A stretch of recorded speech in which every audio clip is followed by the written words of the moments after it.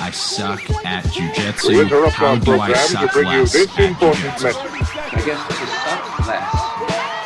Ladies and gentlemen, the diabolical leader of the head knot squad.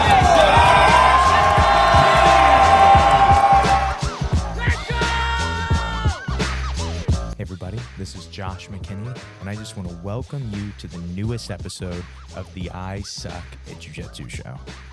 So today we are being visited by a very special guest. He's been on the show multiple times at this point. My good friend Andrew Ebers, the head coach of Wolves Den. We know him as Mop. I think everybody knows him as Mop. But he is a really great MMA coach. He is the coach to UFC fighter Shawn Woodson and has been for a long time. We always get to kind of talk about that perspective. You know, he offers this cool perspective of getting to be a UFC coach and what that is like and how the UFC treats you and what it's like being in the corner for some of these really big fights. And also we didn't have it was like a month ago that we recorded this episode, so we didn't have all of the dates and stuff off the top of our head, but January 20th is going to be Shawn's fight, and this is going to definitely be one to tune into. I'm always excited to see how much he's developed as an athlete because I'm good friends with his coach, and coaches a lot of times maybe we don't get the praise that we deserve. Maybe sometimes we sing our own praises too much, but Mop does a really good job with his athletes, in my opinion, and he really has this unique perspective of fighting, and he has a unique perspective, a conceptual perspective of fighting and of jiu-jitsu, and so we get to kind of conversate about that. We get to dig in on his approach to getting fighters ready. But then also what I think is unique about this, we dig into his approach to building a group of coaches and building a team of coaches, which I think any jiu-jitsu school owner will tell you is one of the hardest things to do, is to not just be the only guy there, and to create an environment with a lot of coaches and a lot of good teachers. I think that's just a battle, and I think he's done a good job of it. And he offers some very unique perspective on that. And so, and then always, when Mop and I talk, it's always just, there is just so much trash that we're saying. We're just spewing ignorance all the time. And that's one of my favorite things about the conversations that Mop and I have. And so this one is no different, for sure. But let's go ahead and I'll stop rambling. Let's go ahead and jump into this conversation that I had with my good friend Mop.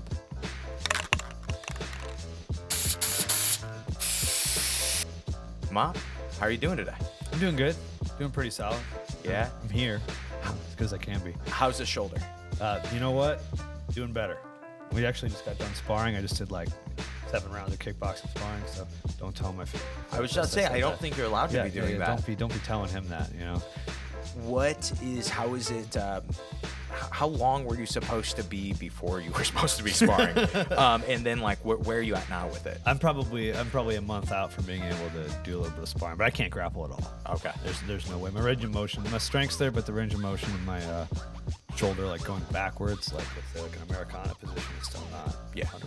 But I can raise my head over my arm over my head, put it behind my back and stuff. So the kickbox, it's not that hard. I just gotta pick who I go with. Smart. What was the injury? I had a slap tear in my labrum. It was about 85% gone. So it was pretty nasty. I had six anchors put in my shoulder. All right. Yeah, very fun. Very good time. Yeah, that's, then they replaced your shoulder with a robot shoulder. Yes, too. I have a robot shoulder now. Perfect. You'd think it'd be stronger, but it doesn't really feel like that. Man, last time I saw you, I don't know, I guess I would have been that last STL Invitational. It seemed like you had no range of motion in your shoulder at that time. Oh, yeah. I was sure that I could just jump on a Kimura on this guy. Yes. And it would have been a rough one. Oh, yeah. Yeah. It hurts being so flexible. You end up having to get surgeries every once in a while. Was that something was that like like an acute injury? Or was this something that happened over time? It happened about 5 years ago. Oh, okay. I took a shot. It was actually a pretty good shot. I was going to say it was a bad shot, but it was actually a pretty good shot. And I was going up against a pretty solid college wrestler. a scramble ensued, and my shoulder came completely out of socket. I had to go. We got to put it in. I had to get put under in order to get my shoulder put back in. It was that bad. Worst pain I've ever felt in my entire life. And they were like, you should go get an MRI on this. So like any good jiu-jitsu MMA fighter, I didn't. Yeah, of course. No, that would take me out of training. I can't even spell MRI, Yeah, bro. exactly. Like, what are you talking about? It's difficult. I know. But it was a bad injury over time, and I was getting ready for a fight. Like it was the first time I was injury free in a long time, and I felt amazing. And then it just every single session came out, and I mean like out, like had to put it back in out. So I was like, I can't do this. So if I want a long, healthy training life, I had to get it fixed. So then did it start to bother you more again recently? Because like you trained with it for. It feels fine now. Like there's certain positions where it sucks, but really like day to day, I don't notice it a whole lot until I try to do something really strenuous. Dude, we had, I don't know what it is with the dislocations. We had like 3 dislocations in a month at our gym. Had one of them was a big toe that just basically completely came off. But you just put tape on that. Yeah, man, it wasn't. The bone was sticking out. Oh yeah, you can't put tape. And so, I was like, we got to call somebody on this. One was a kneecap, and then what was the third one? Oh, the third one was somebody's forearm bone popped out of there, just right out. And it's like, and it's like, since when did jiu-jitsu cause injuries? You know when? I don't know. I've never had one. So I'm on that was my 6th surgery, I think, that I've ever had. I've had 2 knee surgeries, 2 surgeries on my shin, from a pretty bad break when I was 16, my nose, and now my shoulder. Am I forgetting any? I think that's it. You ever just think about like tapping? A lot of them haven't. Well, the shin was definitely a tapping issue, right? Okay. I should have tapped to the straight ankle lock, but I heard from Boss Rutan in his DVDs of combat that straight ankle locks don't work. Over and over again. He just kept saying it, so it was like in my mind, straight ankle locks don't work. But like my shin came completely in half. I just caved. It was snap. You know what's weird is people like that didn't come from our generation of grappling. They really don't believe that was an actual thing, that straight ankle, like that people like that was straight ankle lock defense. Yeah. Was that no, straight ankle locks don't work. Oh yeah. And I one time, and I was 15. I didn't know any better. I was stupid, right? Just like, you break your shin. Yeah. You were young. Yes, I was a kid. We don't know any better. I convinced my dad, who was, 50, that straight ankle locks don't work. And he's in the pans, and he got straight ankle locked, and he still tells this story as if I'm the villain of the story, right? You probably are. Yeah, and I okay, maybe. But again, I was 15. I plead ignorance, right? I plead being 15. You were 15. You were definitely the villain in that. Okay, that's true too. Well, he's still, at 62, 63, he still walks with a permanent limp because of that straight ankle lock, but he didn't tap. Did you win? Yeah, he won the match. Well, then it was worth it. It was. See, I lost, so it wasn't worth it. I think that he might beg to differ at this point. I think that painted silver medal at the Pan Ams is not really, not really the thing for him from blue belt that he each cares to about. Their own, That's I would true. have told all my students not to tap. Do you have a worse injury that you've ever seen on the mat? Mine, that one. Oh, really? Yeah, both of them. Both of them were actually all 3 of the worst injuries. 3 of the 4 worst injuries I've ever seen on the mat are mine.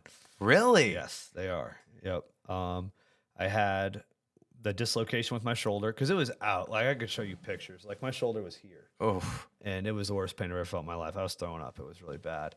The shin one was really bad because it did get snapped completely in half on the mat. And then what made it so grotesque is while they were carrying me off on the mat, my father was given the task of supporting the injured leg. Oh, no. And he grabbed my calf when my break was below my calf. So as you could see when they got me up, it went, and I screamed. Oh, he had to grab my no. ankle. He was very uncomfortable grabbing my heel, keeping it attached to my leg.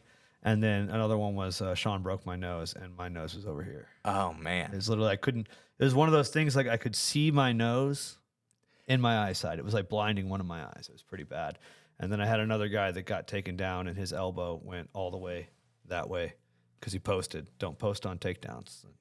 the whole yeah, podcast on. It's like not snowboarding, posting. right? Yes. It's like you don't post. Yeah, you land on your elbows. You don't land on your hands Yes, there. he landed on his hand and his arm went completely out, and I had to drive him to the hospital. So those are the worst ones I've ever seen, and unfortunately, they've all been on me. Yeah, So. that's rough. That's honestly the not supporting the ankle. I'm a pretty new dad, but I'm pretty sure that's a dad fail. Yeah, it is a dad fail. Yeah. So now for the future, if that ever happens to you, you know what to do. Yeah, if that ever happens to my son, like, don't worry, I heard about this. So then you can tell him to send me the thank you card in the mail, and you're good to go. I like that. So, a few different things I want to talk to you about today. But you brought up Shawn, so we kind of just can get into, what we haven't talked since his last fight. Yes. And his last fight was a great fight. Oh, yeah, but And chaos, though. it was. So how many opponent changes does he have in the lead up to that Was one? it 4? That's what I thought it Steve was. Garcia, and then, God, who was after Steve Garcia? I can't remember who was after Steve Garcia. And then this, little Brazilian cat, and, he couldn't get a visa. And because Garcia got hurt, he got a really bad rib injury. And then I don't know what happened with the next guy. And then the Brazilian dude didn't get a visa. And then we settled on someone from New York, from the best gym in the world, in my opinion. So, or one of the best gyms in the world. God, what was that dude's? I forgot this dude's name already. Who just fought him? I literally just looked it up today, That's a Bryce question. As you can see, my notepad is empty.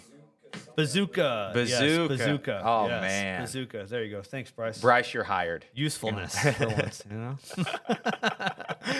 And then that guy missed weight, right?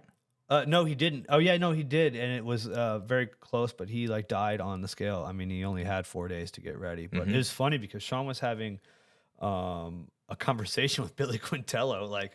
Billy was like, "Hey, heard you had an opponent." And he's like, "Nope, he dropped out." And then he hops on the phone and calls Dennis Bazooka and was just like, "Hey, we got a fight for you." And then all of a sudden we had a fight. All right.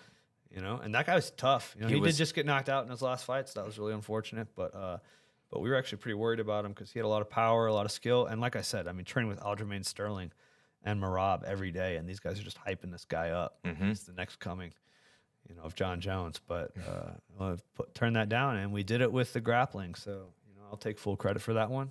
I like it. So it didn't, at least from the initial watching that fight, it didn't seem like initial game plan was grappling, right? It seemed like it was pretty typical Shawn fight, range. Yeah. I think he was throwing a lot of low calf kick. Yeah.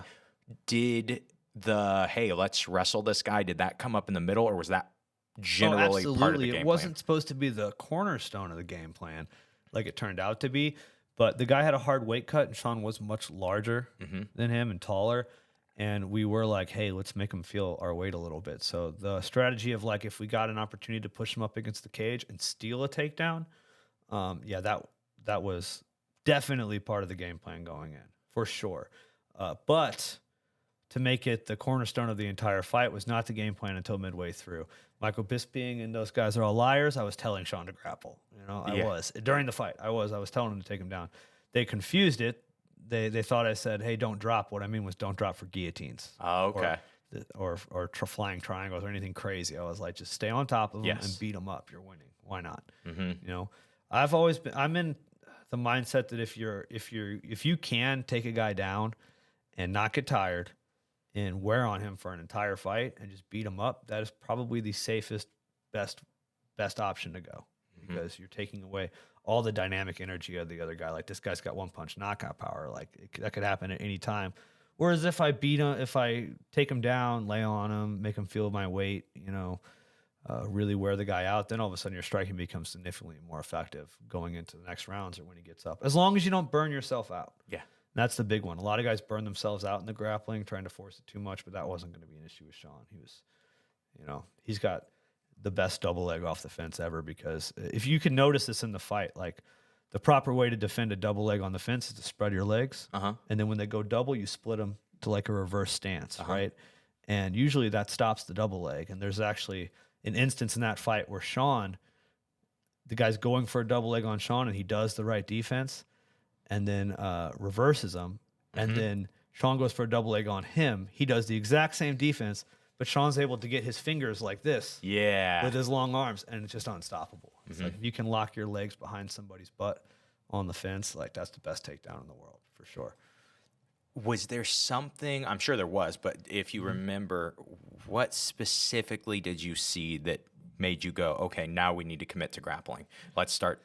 He couldn't stop Shawn from taking him down. That was the big one. He just couldn't stop Shawn from taking him down. And when they were on the feet, the guy was swinging. Yeah. You know, the guy was swinging. Shawn was picking him apart and beating him up, but like he just like when they got on the ground, he just like was so shocked and so just tired and feeling his weight and just. And I do think possibly Shawn could have finished him on the feet, but he even said himself when he was in there, it was like something felt off on the striking and the grappling just felt really easy. So, you know, I didn't try to dissuade it at all. That's something interesting about game plan to me. And I feel like, you know, in jiu-jitsu and MMA, it's this idea of there is only this, you know, we shouldn't use every avenue to win. It's like this idea like, oh, no, you should be, you know, Shawn's a striker. He should be trying to knock people out. Yeah. And, you know, kind of what you just touched on is, but we found something that was working. Yeah. And when you're in a time-limited fight or a match or whatever, and there is a time limit and you find something that is working, it becomes the clock and you against your opponent versus it just being, you know, okay, well, let's see if I can knock you out in the time, or let's see if I can submit you in the time. And the dude wasn't a finisher off of his back. You know, it wasn't like a Charles Oliveira. He was a guy that, like, he likes to strike, and then he likes to get on top and beat guys up. And, you know, I think one of the best pieces of advice I've ever heard, and this comes to the Boss Fruit and DVDs of Combat, if you guys haven't ever purchased it. I don't know if you guys remember those, but they're old school, you know, actual DVDs that you had to put in.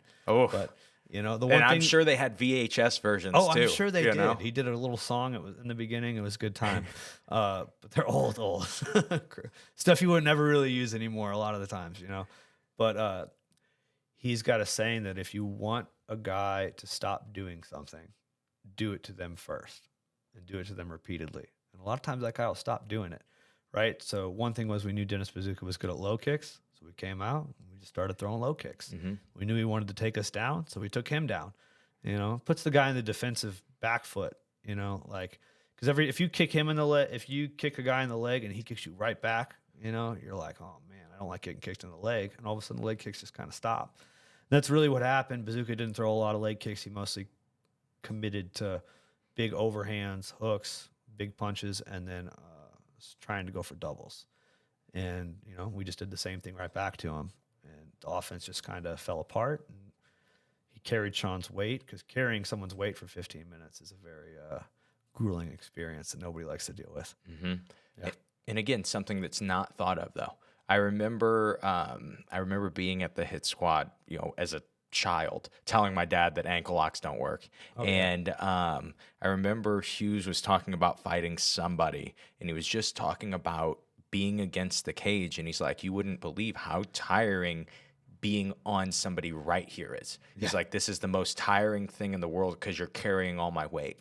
And I just think I've gotten to do some seminars and private lessons with Henry Akins over the last couple months, and I never learned from him before. Man, he's great. I've done a private lesson and a seminar with him. Dude, the stuff that he's teaching, especially when it comes to weight distribution, has been like, oh wow, you don't realize how much of the whole this matters, right? It may not matter in the one movement that you see or the one technique that you're trying to break down near as much, but when you add it to the 15 techniques that you do throughout the round, that 15th one works so much better because the guy's tired. Yeah.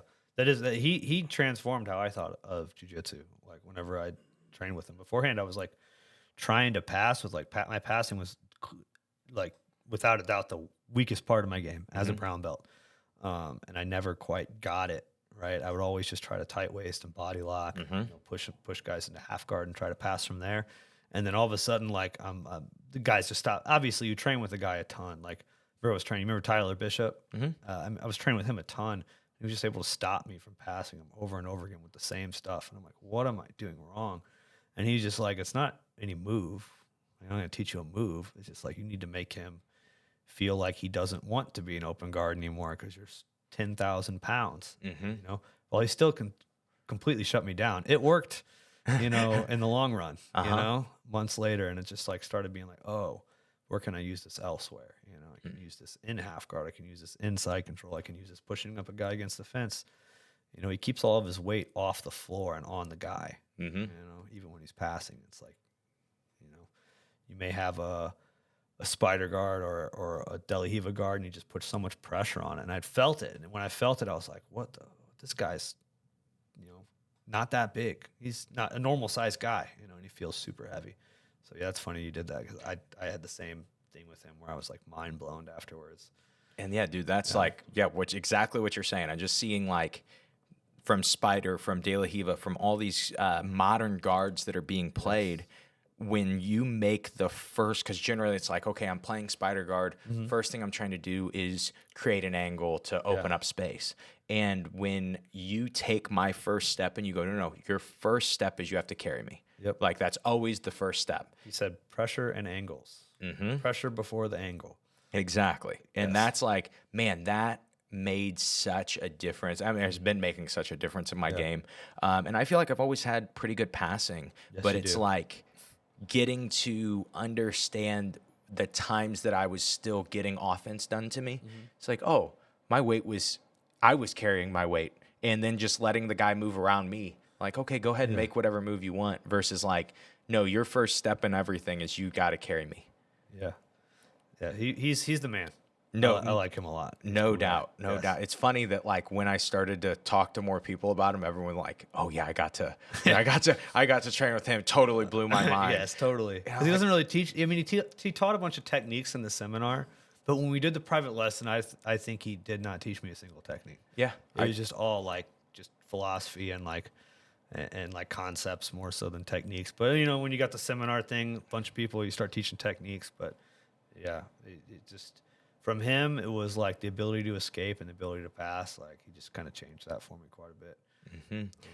And that's the fun thing. We always do talk about this. That's the thing about concept in grappling and in fighting is it can be something as simple as something you heard in a Boss Rutan DVD. Yes, you know, exactly. and you just like it sticks with you, and it's like, no, this is just my new way of thinking about fighting. Yep. And so on these Boss Rutan DVDs, are these the ones that he was like in the bar showing you? Oh, like, no, that's a different one. Okay. Those are gyms though, right? Yeah. Those are the best DVDs ever made for combat for sure. And I love like the fact they basically were like, hey, we don't have a sound effects budget. Yeah. So boss, we need you to make all the sound effects with your mouth. Oh, he's the best. Oh my gosh. This younger generation will never get to experience it as a gym of Boss Rutan commentary and just existence. Like you guys don't know. Like Gen Z, you're screwed. You don't know. That is the truth. Yeah. You know, you're busy trying to learn from YouTube shorts. Yeah. And I'm posting a lot of YouTube shorts, but Bryce will tell you all the stuff I'm posting is BS on the YouTube shorts, man. Oh yeah. You got to be long form content to learn anything good. For real, you do. know? Yeah. For real, you do. We just tell jokes on the shorts, man. Yeah, the shorts are the way to go. Have you been having a lot of success, getting a lot of traffic with the shorts? I mean, definitely a lot more. But a lot of success, like, no, I mean, we were talking about having a fourth camera. Like, I can't afford that, you know, from the YouTube shorts. So it depends on, you know, how you're measuring success. If you measure success in likes, like, yeah, we've been having more success. But if you measure success in dollars, no, not at all. Well, you know what? One day you may convert those likes to dollars if you're lucky. Yeah, you know, you always say that, but until they make like something that can translate likes to dollars, like OnlyFans, but for guys in jiu-jitsu, that'll never happen. Yeah, exactly, Unless you're Craig Jones. Yes, that doesn't happen. I think he's got an OnlyFans. Yeah, so. I think he does. He gets sponsored by OnlyFans. That's the next big move. OnlyFans logo right here on this table. I think we probably don't have the you know, like when you go with who listens to the show and what, you know, what the audience. I don't think that's the same crew. I don't know if jiu-jitsu guys subscribe to OnlyFans or not. Who knows? I think though that the I Suck at Jiu-Jitsu show audience is a bit older and like they're like, you know, hey, I just figured out email and podcasting, bro. Maybe you could get an OnlyFans girl on the podcast. And that might do it. And talk jiu-jitsu. And talk jiu-jitsu, yes. That's a good idea. It's a great idea. I mean, just like ask their opinions about things and then act like I really care. Yes, you know, like you really care. That'll drive traffic. Promise. Yeah, and then just have a bunch of, Bryce would clip the heck out of that one. Oh, yeah. You know? I think so. All right, on a different note. Back to the original, back to what we were just talking about. So, Shawn has a fight. Yes. January 20th. Yes. Canada. So, who is he fighting? And Charles Jourdain. Can you tell us, obviously, Charles Jourdain's probably an I Suck at Jiu-Jitsu show listener, so you don't want to share too much about the game plan or anything, but how is training going? How is everything going for this? Good. Camp really just started, like a week ago. We don't like to push too hard for like 12, weeks. Maybe if like if he had a fight like a year ago, maybe, and we were on a year-long hiatus, we'd probably start camp a couple weeks earlier. But since, he just fought a few months ago, we're starting camp a little bit later. He's in good shape. Never stopped training after the fight. Shawn's one of those guys that's always still in there training when there's not a fight, which is 99% of my guys, because I don't really allow people to fight without doing that. I think it's the worst thing you could possibly do as an MMA fighter, but yet so many of them do it. So it's good. It's going good. We got a pretty good game plan for him. Charles Jourdain likes to low kick a lot. I don't know. Have you ever seen Charles Jourdain fight before? I haven't watched a fight since the last time Shawn fought. Oh, yeah. Well, at least you're staying on my guys. If nobody from St. Louis is in it, well, now you'll get to watch Charles Jourdain fight. All right. Nice. All right. Here we go. I feel like I'm going to hate him. Yeah. Well, he is Canadian. Oh, dude. You're selling me already. He is from Canada, and we do have to go to Canada to fight him. So I'm already at like a baseline anger about all that. I have to leave America. Like, who would want to do that? Nobody. Nobody. Nobody. That's why there is no border guarding Canada from America. Exactly. Nobody's coming over that way, man. But it's going to be in Toronto. I'm pretty excited about that. Toronto seems like a pretty cool city, so I can't wait to travel around that place and enjoy it, and then watch Shawn get the W. So, Charles Jourdain is a striker and he's aggressive, so it's probably going to be a pretty exciting fight because, Shawn's going to attempt to box his face off, Bryce brought it up, and I'm not sure, but is this his first pay-per-view that he's been on? I don't think he's on the pay-per-view. I think he's headlining the undercard. So it is actually a pretty big spot, pretty big fight, but he's not quite on the pay-per-view. Thanks a lot, Bryce. Thanks a lot. The one piece of research that you do. Yeah, I'm pretty sure. Bryce, you're fired. He might be on the pay-per-view, but I'm pretty sure he's on headlining the undercard. Okay. That's what I think. I could be fucking wrong. Who knows? Bryce could be right. You're asking the wrong person. Who do you think I am? I get it. I mean, you are his coach. Yeah, I don't know Dana White though. I gave him a fist bump once. All right, how was that? It was pretty cool. Shawn just won. He TKO'd a guy, and Dana White popped through like a magic door somewhere. Like it's like we were walking down an aisle, and he just popped through like a magic door. We didn't even see the door there, and we just fist bumped all of us and ran away. It's like, all right, like a leprechaun. That would have been, man. That's a claim to fame. Well, obviously, when I tell people this story, I'm like, we hung out, we had dinner, we got this number. Yeah, me and Dana, big friends, man. We are. We're cool. Yeah, Yeah, definitely a better relationship than I have with him. You definitely know him better than me. I did get blocked from his Twitter when I was younger, so I don't think we've patched things up. Do you think you're still blocked from his Twitter? Well, I have a different Twitter now, Nice. so probably not. I deleted it, but I talked a lot of shit when I was a young man. Do you remember the tweet? It was several, probably. I was angry about something. Yeah, when you're a young, cool, liberal college student, you complain about a lot of things. I get it. And the only person to take it out on is Dana White, man. The only person. I'm like, what a fascist,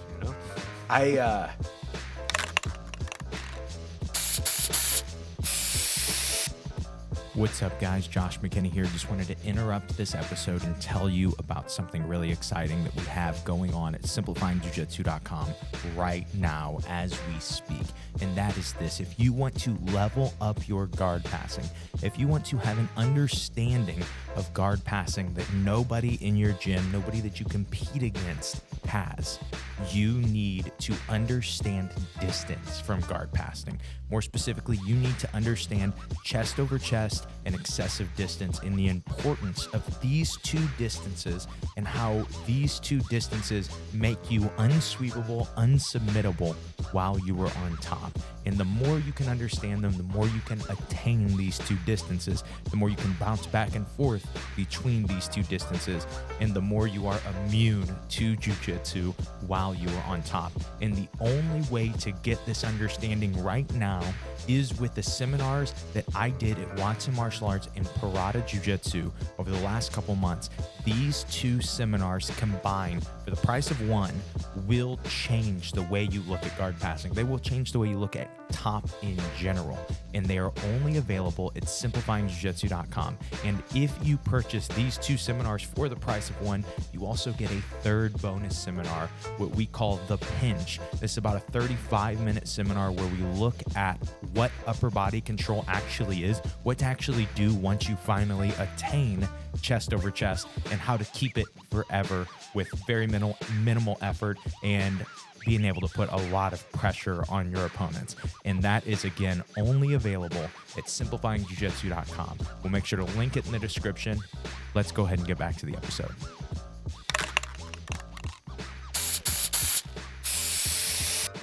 Now I'm like, Dana White's the greatest ever. You're like, I do anything. I fist bumped him once, Oh man. yeah, we're friends. We're cool. Yeah. So for you kind of even mentioned it just with coaching, but kind of the main reason, the kind of main thought that I had for this interview was, we talked a lot last time about like the new facility that you guys are going into and just kind of the future of Wolves Den for you.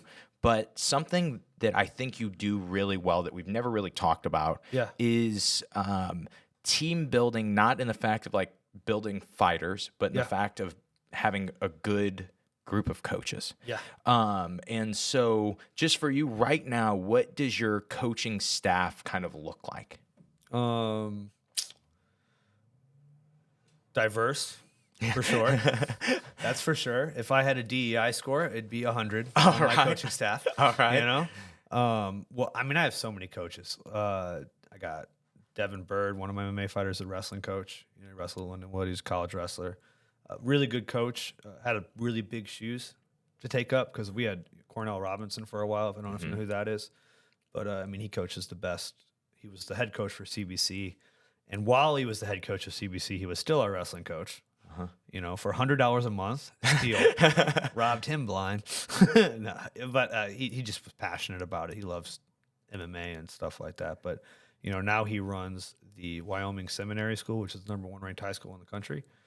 And they're amazing. And he's got Russians like in his room wrestling for high school. So that's pretty wild. So he was a phenomenal coach, but Devin's done a great job filling his shoes, doing a good job. Got JP for the kickboxing and Jake Duff for the kickboxing. They've done a great job, and we both had we had a world medalist this year at the Waco Games, Liz Helton, who's also one of our coaches, and then her wife Lily is also one of our kickboxing coaches as well. So we got a lot of striking coaches that come in. I pretty much do the MMA by myself now. Like Drew does a lot of the matchmaking and stuff like that, but I pretty much take care of all the MMA. I've got a purple belt that does one of my advanced jiu-jitsu classes, and then I do really and then another purple belt that does the gi, and then I really do most of like the competition no-gi classes, some of the beginner no-gi classes, and that's mainly my role in the MMA. I like to give my coaches a lot of responsibility, right? I don't micromanage. I don't try to tell them what to teach or what not to teach. I just kind of let them teach, let them be creative in their own space. What is something that you're looking for, or some things that you're looking for when bringing on a coach? They have to not be able to. This is the worst thing for any coach, especially if we're in a room full of a lot of them, a lot of different coaches doing lots of different things. You cannot tell a student that another coach told you something wrong. That's the wrong phrase, the term wrong. You tell them, this is what I do. I like that. And it changes the whole dynamic of the relationship, because once you start having coaches telling each other that other coaches are telling you wrong, that these are the incorrect things to do, then you start building little cliques and little cults within your culture. And I do not stand for that. You can't be dissing coaches openly in my gym. That is not a thing. The coaches, I don't think a lot of owners of gyms do this, but my coaches come before my students. They're more important on the hierarchy of who I listen to and who I respond to. So it's like I have to take care of them and make sure that internally nothing is going on like gossip wise or anything like that between coaches. Like every coach has to feel appreciated. They have to feel like they're doing a good job and that nobody's butting heads with each other on a coaching level. And our gym does the best I've ever seen at that. Like, there's a couple times it happens. Most of the time, most of my coaches are really open to other philosophies, other teaching styles, other techniques, and you just kind of let the students gravitate towards who they like the most. And, that happens. Like, my jiu-jitsu, my two jiu-jitsu other jiu-jitsu coaches I have to, they have their own little group of guys that gravitate more to them than me, and that's fine. It's cool. You can gravitate to who you like, as long as I'm the boss at the end of the day. I've recently been making them all call me Caesar, so I like that. Working out pretty well. I like that. Yes. Good Dana White move right there. Yeah, they all have. You know what? I learned some things from him from that hangout session. We hung out. We killed. Like he said, have all of your employees call you Caesar. Boom. And all your students. Boom. Done. Caesar. Done. I like that. So when you have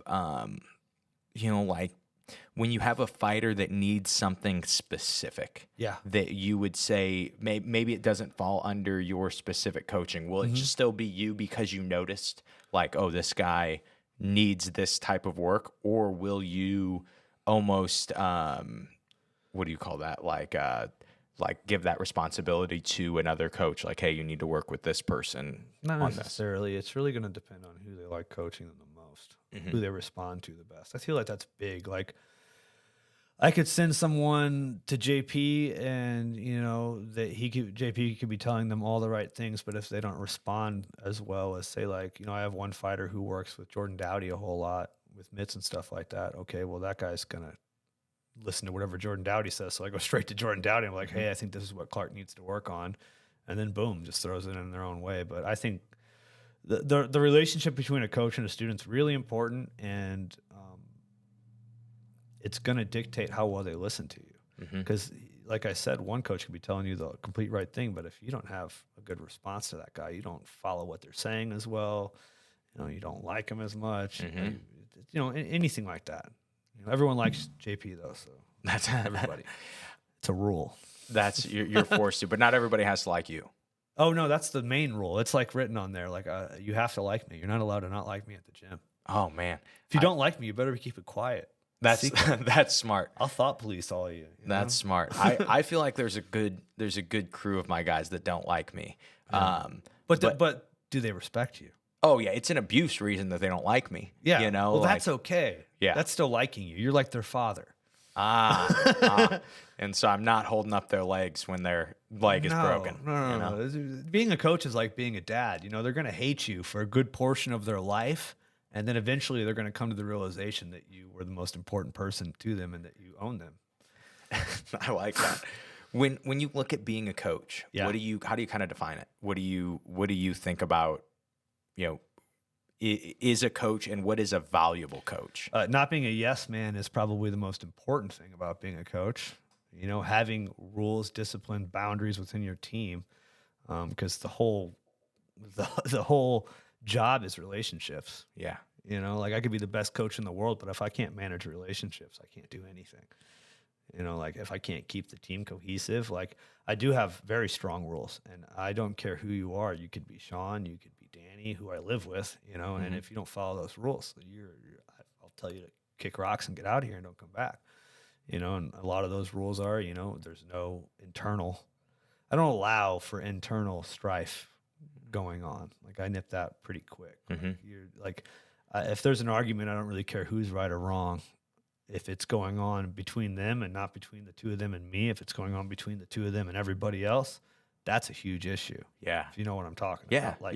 If it's those two people and me, that's not much of an issue. That's something we can resolve, but you can't let the cancer spread through the entire gym. And I've had that happen. This isn't necessarily something that I was just ingrained with. Yeah. Something I've had to learn, and I feel like it's something that coaches don't learn.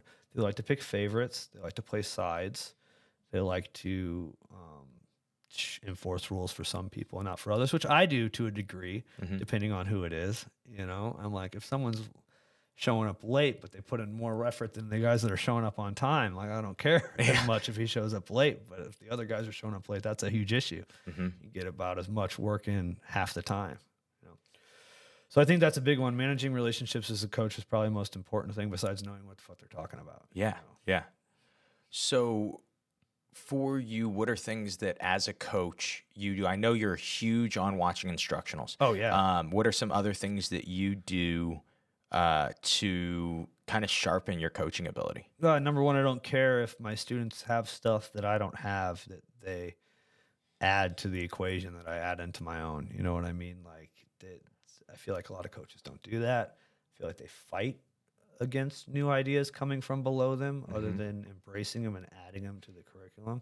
I don't ever give those guys credit for it. Of course that not. would be ridiculous. It's your idea. It's you my, know? I invented it. Yeah. Right? I invented jiu-jitsu. I invented MMA. It was all me. Yep. You know? Every YouTube short that I have, no idea has ever been mine. You know, I just saw one of my guys do it. You know, like, oh, this would be a good video right here. Exactly. I'm supposed to steal stuff from everybody. I think that's just important. Just being a leader.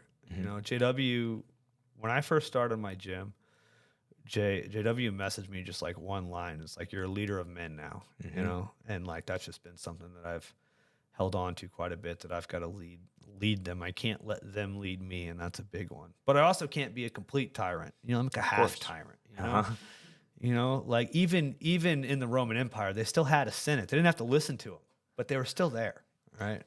How do you balance it? How do you balance going with, you know, because this is something I do too, is like, if somebody has a good idea, I really don't care who it is, and I don't care where that idea came from. If it works, that's what we care about, Absolutely. right? That's all we care about. And so how do you balance, though, you know, because not every idea is as valuable. Right. And it would even say 99% of the ideas, even 99% of the ones that I'm bringing to the table, are trash. Yeah. And so how do you, as the leader, go, all right, this is the 1% that we're going to focus on, that we're going to care about, and, you know, how do you? Well, I still train, so I tested out myself quite a bit. You know, and you're going to learn really quickly that way also if something's a good technique or not. And I videotape all the sparring sessions. So when we start implementing stuff, if I see it start to be used pretty repeatedly in the training room with success while I'm watching them, like I can filter that out pretty easily, actually, you know, because bad ideas are going to be exposed. Yeah. They're going to be exposed, and they're going to be exposed quickly. That makes sense. Both me and the people that are doing it. You know, just time, process of elimination. You know, if we lose a fight because of one thing, like that hurts. Like I suffer when my guys lose. It's brutal. Not as much like if they lose like a jiu-jitsu match or something, that's nothing. But if I watch one of my guys get beat up in a fist fight, especially if they're professional, that just scars me forever. So, you know, I get obsessed with what works. How can we change it? So yeah, process of elimination really, and relentlessly trying to add new things and get rid of things that I had held on to that do not work, may have never worked, or possibly no longer work on today's competition. You know, I used to be really big into playing guard in MMA. Like, I'm like, this is something you can do. Now I'm like, unless you're like unreal in that position, it should not be the focus. You know, the focus should be getting up, you know, in MMA. But I used to be much bigger on, you know, like you can fight a little bit off your back. And I still am, me personally, but like I have to separate that from everybody else in the room, because everybody else in the room can't do that yet, you know? So like, we can't just sit there and focus on, all right, we're going to be great guard players when a guy's trying to punch you when you only have 5 minutes, you know, which you probably only really have 2 minutes because it took some time to get you down there. The first option needs to be to stand up. And that's something that I had to embrace quite a bit. And, you know, luckily, you know, Craig Jones, you know, he found out about that just around the same time I did. Great lines, think alike. So he started implementing that as well in his instructional. He's got so much good stuff on. Like, I think he's the best for MMA. Really? grappling wise on the ground. Yeah, probably. What is it that he has different that you would say? He works with Volkanovski. Yeah. That's really what it is. And like he's just kind of I think he already had a bunch of ideas from his own grappling style, because I think he's been held down by guys like Kynan and stuff like that a lot. And I think he wanted to get away from that. And then you watch all the MMA fighters focus more on getting up and like how hard it actually is to do jiu-jitsu on a guy that does not want to play jiu-jitsu. It kind of changes the entire game, which is why I think the ADC style of grappling is the most effective style of grappling for MMA, because it focuses on wrestling, getting up, submissions on bottom, or quick submissions, quick sweeps on bottom, and then heavy wrestling, and being able to hold a guy down. Because in ADCC, since you don't get points until their shoulders are on the floor, it changes the game completely. And in MMA, you don't really, you can say you got a takedown, but your takedown means almost, we're going to say almost nothing if you don't get the guy flat and do some damage on him. So that style, and he's been embracing that style quite a bit. So I think he's amazing for MMA fighters. They should go get his stuff ASAP. That makes a lot of sense. As something interesting though that you just said is, so my buddy Chris always explains it like this: your coach gave you a parasite that it is okay to lay on your back. And he's like, and what if you just didn't have that? He's like, because so many guys, when they come into jiu-jitsu, naturally will get put on their back and then just try to get up, especially guys that wrestled forever. They'll get put on their back and they'll just try to get up. And then at this point, we tell them like, hey, you should be doing jiu-jitsu.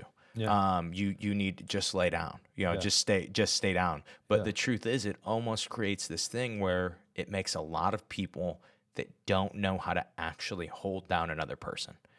And from a jiu-jitsu standpoint, what are some things you think people could be doing better to even understand that? Because I know that this, for a lot of guys that just that just do jiu-jitsu, like, what do you mean? What do you mean? It's people. I hold people down all the time, but you really, when you go with somebody who is like, I have a guy that just naturally has this ability, good balance, strong and athletic, grappled for a while, like with an MMA focus, and his ability to just get up out of most things, whether you're wearing a gi, whether you're not, it's so hard for so many guys to deal with.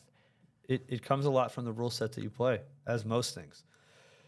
In jiu-jitsu, especially in the gi, a sweep is easier than a takedown most of the time, right? So if you are down 2, you're like, okay, I could get up and try to take this guy down, but he already took me down, so we should focus on sweeping him, right? And I think that's where a lot of it comes from. The rules are a big factor for it, which is why in ADCC it's a little different, because when you did get the takedown, well, it's not really a takedown until you're on your back, so it's actually easier to just not get scored on by going to turtle and standing up. So if you want to be an MMA fighter, you have to be really good at turtle, like really good, like obscenely good, obscenely good at turtle. Because you could do one of two things. You can be defensive off your back, take no damage, maybe submit or sweep the guy, but probably lose the round. Or you could get really, really obscenely good at turtle, to where you could turtle. The threat of you getting your back taken is limited because you're so good there, and you can stand back up to your feet within the course of 5 seconds.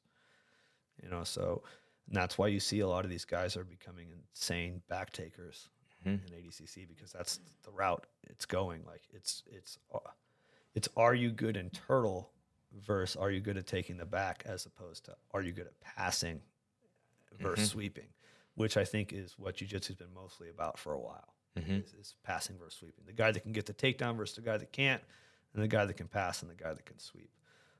So in MMA, it's just a little bit different, because sweeping is just kind of off the table. It's not completely off the table, still very useful, but it's not going to be your priority when a guy takes you down. Is like, oh, I got to sweep him to score those points back. It's no, I got to make his takedown null. Because if the guy doesn't do damage, the takedown really in the modern scoring system is not as big. It used to be back in the day, probably when we first started training, whereas if you got a takedown in an MMA fight, you won the round. It's nonsense. It was silly, but it played factor. Now it's all damage. So if the guy can take you down and you can pop up and you can hit him a couple more times than he hits you, then you still win the round. So I am a big believer that turtle, like turning to your base, is a big one, and then learning how to use your butterfly guard is a big one too, and closed guard is death. For the most part. And like this is coming from someone who uses a close guard in MMA. I'm just saying, Yeah. for most people, close guard is going to be death because you're literally locking the guy down yourself. That's the whole purpose of close guard. And you're going to lose those 5 minutes. That guy's going to sit there and hit you for 5 minutes and beat you up. Who do you, and it might be Craig Jones, but Yeah. who do you watch for Turtle? For Turtle, Craig's a big one for Turtle. He's good. Giancarlo. I love Giancarlo. And I love Giancarlo for offense the best. Yeah. Put it that way. I think he's got one of the best back-taking instructionals against a guy who's trying to stand up on you that exists. Yeah. You know, the, what is it?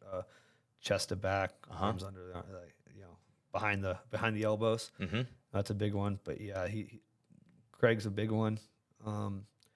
Watching a lot of MMA, just watching a lot of guys that are really, really good at it. And I mean, there are just like a lot of these good wrestlers that can even get these guys down. They don't even like to put the hooks in anyway. So, just standing up. But Craig's a big one. I like Craig Jones a lot for Turtle. Gordon too.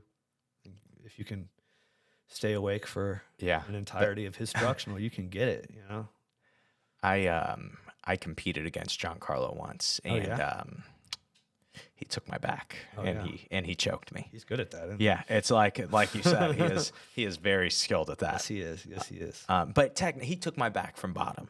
You know, he was on bottom and he took my back. Yeah, that shouldn't even count. That doesn't count. It shouldn't even That count. actually doesn't count. What was he doing there? Yeah, I mean, I had swept him, but it didn't matter. It didn't seem to make a difference. What a leap he's made, yeah? Yeah, seriously. Yeah, From getting crazy. swept by Josh to, going to win an ADCC. That's a leap. Right? That was my favorite performance probably ever. Oh my gosh. It was incredible. It really was. And it was like, you see a guy that, what's interesting in jiu-jitsu, so in any sport, people tend to get to a level and then that seems to be the level that they're at. Yeah. Right. And with a guy like him, something that he did differently was he was at a certain level. It looked like he would probably never be able to beat Hulk. He'd never be able to beat Lucas Barbosa. Yeah. And then he beat him at Pans, and then he crushed him at ADCC. Yep. And it went from like, wait, this guy he was like, he was a first tier guy, but he's not the best first tier guy, right? And, he made that change. Yep. And just making a change. And sometimes I'm sure his original coaches were fantastic, but it's a level of coaching that John Danaher probably brings to the table is probably a little bit different, especially in that rule set. I think he's the king at that rule set. Yeah. And the B team's number 2. Yeah. Self-admittedly, I think. I think so. But, Yep. but yeah, and it just goes to show you what good coaching and good focus on exactly what you're trying to do. I think that's a big problem with a lot of jiu-jitsu guys that come into MMA. Is that I think they have a little bit of a split focus.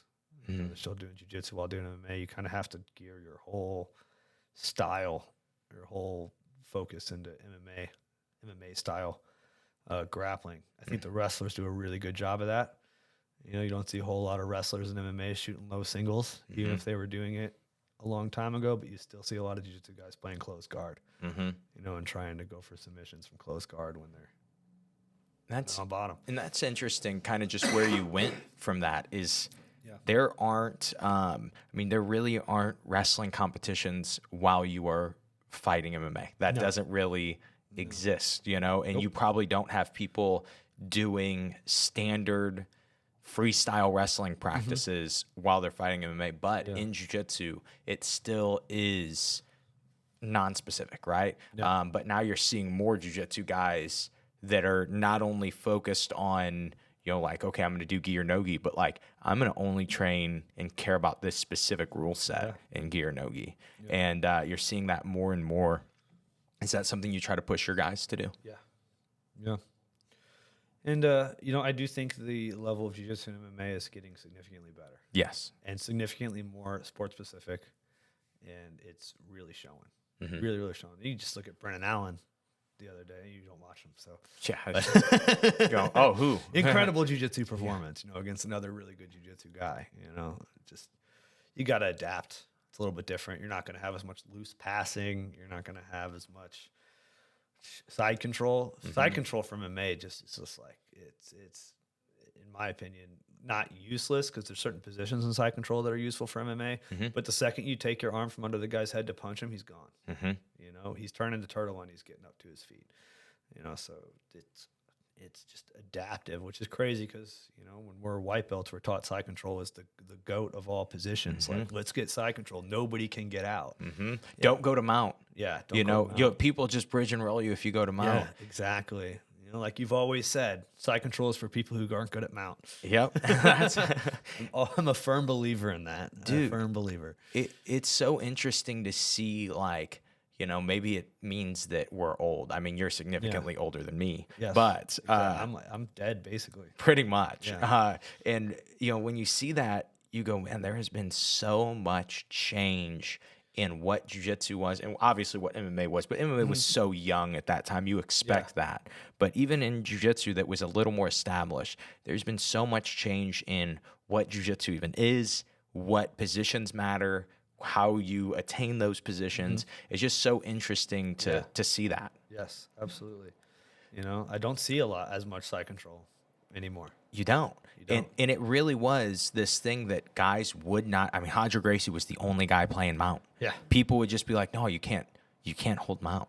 Yeah. You can't do it. And now it's like everybody is seeing, you see the effectiveness of it with so many more competitors, and you go, oh, there is a way to hold mount, and it's actually really significant, and it actually matters so much to do. Much easier than we originally thought. And that, are there any, you know, you already brought up turtle. Are there any other, which again, I think is still, I think that's new. I think that people aren't seeing how important, even in the jiu-jitsu space, that turtle is becoming, and the, you know, being able to wrestle from turtle, or, you know, whatever you would call it, but just being able to sweep, to get on top from turtle. What if anything, is there any other kind of future things that you're seeing? Octopus guard. Really? Octopus guard for MMA, I think, is going to be huge. Just your ability to get that waist lock, you know, much easier to get when a guy's trying to punch you. Yeah, because there's distance. Yeah, there's distance, and you can sneak under their arm. Like, you have to imagine, like, when they're trying to cross face you, it's a little bit harder to peek your head under that armpit. But if they're punching you, you can literally sometimes just sit up there. And, you know, Michael Bisping was probably the first guy to really be good at it in MMA, but it, like, really didn't catch on. But, like, nobody really held Michael Bisping down much. Chael did it from the back position in their fight, in the third round of their fight. But really, like, you even watch when GSP fought him, GSP took him down, and Michael Bisping would go to that lat. He'd sneak under the arm, he'd go to the lat, put his butterfly hook in, scoot his butt out, and stand up to his feet. So octopus guard is a huge thing that we've been drilling. We drill it just constantly at our gym right now. And you know, Craig Jones teaches this, like, lat grab. You reach and you grab the lat, you put the pressure down on the head, and just for takedown defense and getting held down, I think that's huge. And butterfly guard, I think this new thing in jiu-jitsu, like especially in no-gi, with like this huge emphasis on butterfly guard, is going to pay off in MMA, because you're not locking yourself down in butterfly guard. You're not just you're not helping the guy hold you down from butterfly guard. So that's a big one, and not just and just not playing a standard half guard, you know. Oh, and the giggler sweep. Giggler sweep, huge. MMA, if you don't have a good giggler sweep, don't even try. Go home, quit. You're going to get held in half guard and beat up repeatedly every day. You know, when I teach half guard moves in MMA, giggler sweep starts everything, because the guy's getting chest to chest to you, punch you. You gotta do something about that. Yeah. Man, that's interesting. I think that. I definitely see that when you say that about, you know, my limited MMA knowledge. When you say that about the octopus guard, it makes so much sense. One, you're creating a great angle, but two, just in combination with that giggler sweep, it really is not laying flat on your back and getting punched. And you can't get hit from octopus guard. So even if you don't, and you don't have to sweep from there. That's another thing. You can just literally just come up to your knees, and then you're in like a 50-50. Where you each have each other's lat, and then, like, if you just decide to stand up from that position instead of wrestle from it, a lot of times you're just gonna separate, you know. And I think that is going to be a huge one. And also just conceptually keeping the arms behind the elbows when you try to take the back at all times until a finish. Yeah. I think that's a big one too. One that we stress a lot. Like when you're in a rear waist lock position, you're behind the elbows. When you're taking the back, you're behind the elbows because you get so slippery and people are punching you and there's a cage. And if you slip off the back in MMA, it is such a monstrously horrible thing.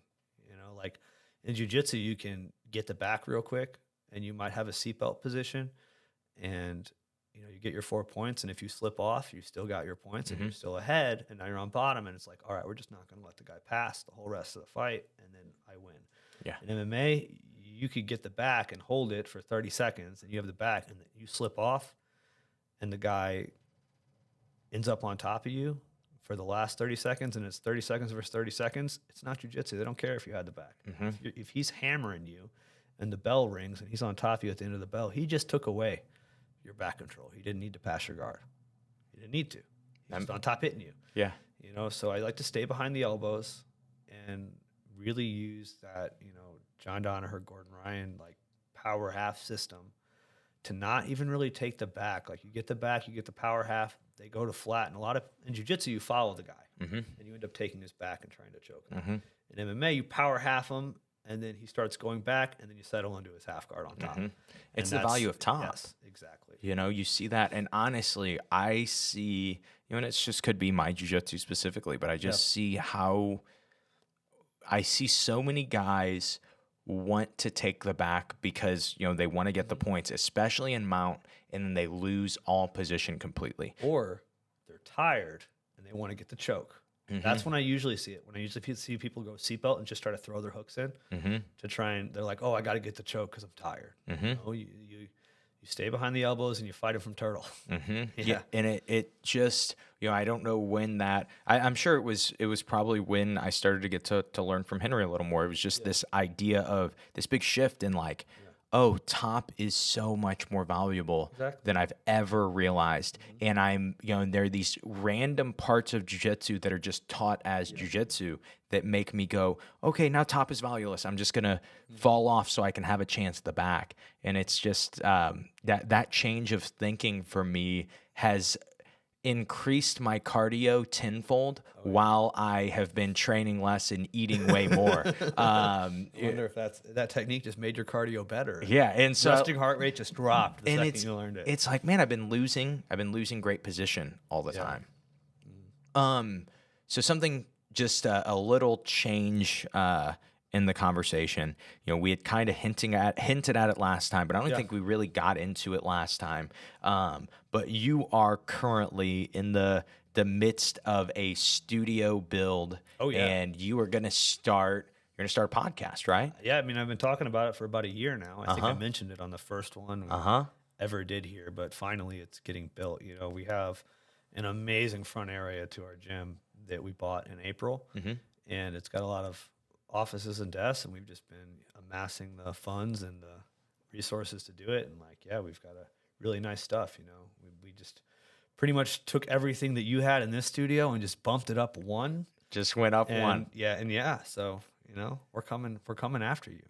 Dude, I get it. So what do you kind of have an idea of the format, how the show's going to go? I want to live stream everything. Okay. For the most part. I mostly want to do live streams.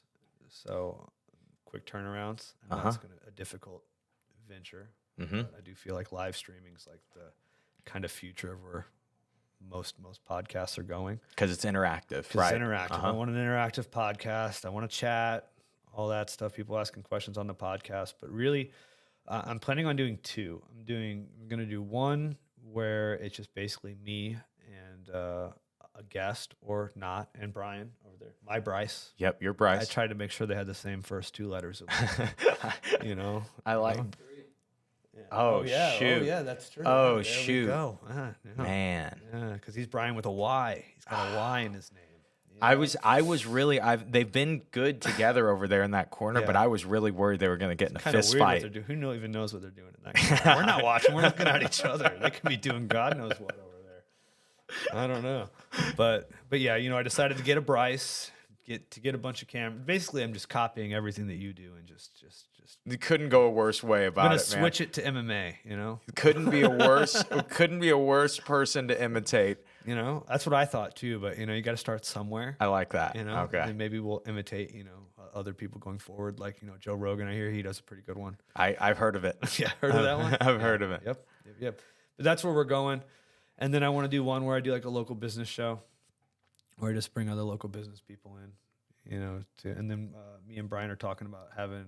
I'm renting the studio out, and we're gonna hopefully have a cast of characters and a couple shows going at the same time of like our students and a couple people that already have podcasts up. So that's awesome. Do you have names for any of this stuff? What do you mean? Like, does a podcast have a name? Oh, yet? I'm not giving the podcast a name yet till you're on. You got to come on. Oh, I'll okay. reveal the name of the podcast. That's when because you'll be my first real guest. I'm excited about it, man. Exactly. I'm gonna get you canceled on the first episode. I don't think I can get canceled at this point. I think I'm uncancelable. Oh, I just don't apologize. I've got some stuff. Oh, well, cool. We'll call it the Canceled Podcast with Josh Mckinney. I like that. Yeah. To all 0 listeners right now. Yes, all 0 listeners. Yeah. Exactly. But I'm pretty excited about it. I've been wanting to get into this space too, even just from like a marketing perspective. Mm-hmm. For my gym, we've been doing so much digital marketing lately that podcast is definitely the next step. Mm-hmm. I don't know how it does. Do you get conversions from students from your podcast? I've had some. I would say, my podcast is so specific for people that already train. Mm-hmm. If I have somebody coming over, it's usually like they just moved here or something like that. Or, they were like, oh man, you were bashing everybody in St. Louis. And so I decided to come to your gym. You beat AJ Agazan. Oh yeah. You saved the world, basically. That's basically Batman. That's what, that's like, it makes me sad that that's like the only positive comment. All the other comments I have on like YouTube would be like, oh, this guy's gay. And then it's like, hey, thank you for beating AJ.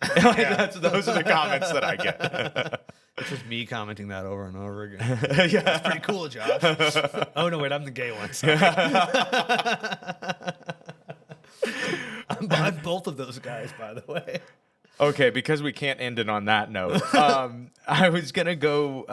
We've gone over our standard finisher question of the best advice that you've ever gotten. So I thought we could do. We always keep things a lot lighter when you and I are on the show. Yes, a lot lighter. I thought we could do off the top of your head. What is the worst jiu-jitsu advice or MMA advice that you've ever gotten? Oh God. This is a tough one. When the guy tries to punch you, hit him with your forehead. Where did you get that? Like hit his hand with your forehead? Yeah, like boom, Who gave you that advice? I don't want to throw any names out there, but I had an old boxing coach who no. Literally like when they jab you, just headbutt them. I'm like, I don't know if that's the best advice. Maybe I just move my head like out of the way. How long did you accept that as like good advice? Yes. Okay, 'cause that's the tough thing is when you have like a coach, you just accept what they say as gospel. And shrimping is a thing. That's a good one too. Yeah. When people told you about shrimping? When people told me about shrimping, I thought it was I still make the kids do it because it eats up, a good 3 minutes of time. Oh yeah. Yeah, it's exercise. Though, Yeah. You gotta know how to shrimp, but like just like the shrimp being how you get out of bad positions is probably the worst jiu-jitsu advice that I've ever gotten. That is still passed down. Yes, still passed down. And obviously there's still times and places for shrimping, but like back in the day, I thought it was like the most important escape that you could possibly do. It just, in the fact that people spend 10 minutes they get 1 hour of, maybe 3 hours of jiu-jitsu total, and 30 minutes of those are spent shrimping up and down the mats. Oh yeah. Is the most frustrating thing in the world for me when you look at like, okay, how often is this specific movement ever done? Mm-hmm. And then you look at the fact that this specific movement only matters if you can do it while somebody's weight is on you. Yeah. The shrimp with no human being on top of you who can't get on their side when no human being is on top of them. Yes. Right? Absolutely. You shouldn't be doing jiu-jitsu if you can't do that, right? Yeah.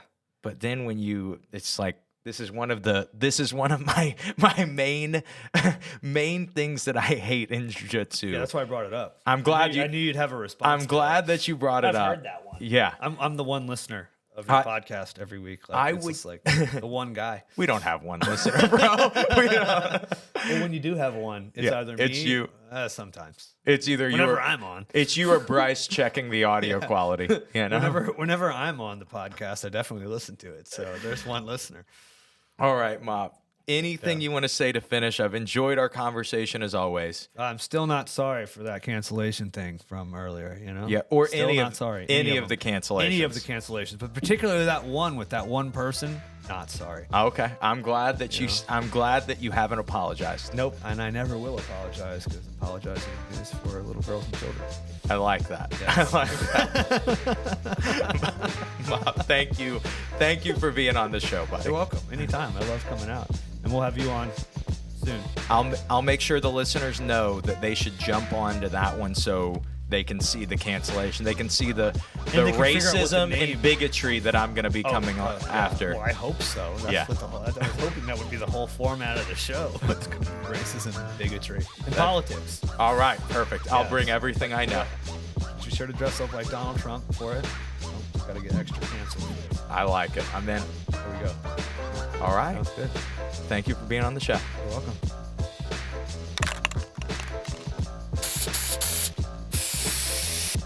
And that is the episode. Hope you guys enjoyed this one.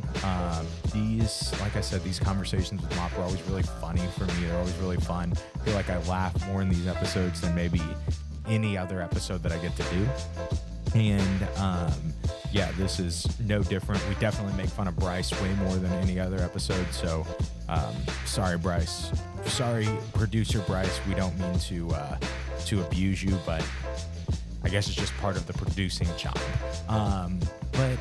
That's all I have for you guys today. I don't have a whole lot to say. We're still in the, I guess, Happy New Year. I should have said that at the top of the hour. I don't have a whole lot of new stuff. This coming week, hopefully, I will have some new stuff to tell you guys about, and the commercial is going to change. I have kind of some big announcements, some not big changes to the show, but big changes to the I Suck at Jiu-Jitsu show brand, and I think you guys are really going to be excited about them. I think they're going to be, help you 10x your jiu-jitsu and or 10x your jiu-jitsu progression, and I think it's going to be the biggest moves that we've made on the I Suck at Jiu-Jitsu show. And so hopefully this Thursday when we do our next Q&A episode, I will be able to tell you guys all about that, so be sure to turn into those episodes. But besides that, hope you guys have a good day. Hope you picked something up from this episode. Hope you laughed a little. And most importantly, I hope that today's episode helps you guys suck just a little bit less at jiu-jitsu. Have a great day, guys.